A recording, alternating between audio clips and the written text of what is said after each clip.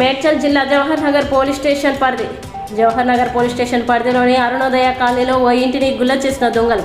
అరుణోదయ కాలనీలో నివాసం ఉండే ఆంజనేయులకు సైనిక్పురిలో మరో ఇల్లు ఉండడంతో నిన్న రాత్రి సైనిక్పురికి వెళ్లి ఈరోజు ఉదయం ఇంటికి వచ్చేసరికి ఇంటి తాళం పగలగొట్టి బీరువాలో దాచిన 4.5 తులాల బంగారం, 50,000 రూపాయల నగదును, అంతేకాకుండా ఇంటి సీసీ కెమెరాల హార్డ్ డిస్క్ను దొంగిలించిన దొంగలు.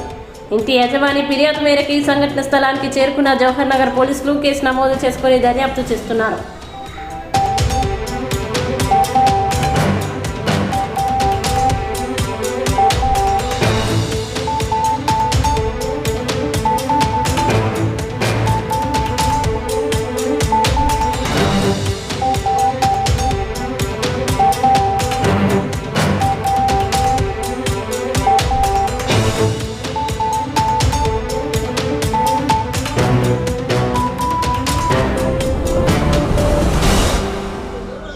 మా అబ్బాయి మొన్న పెళ్ళి అయింది.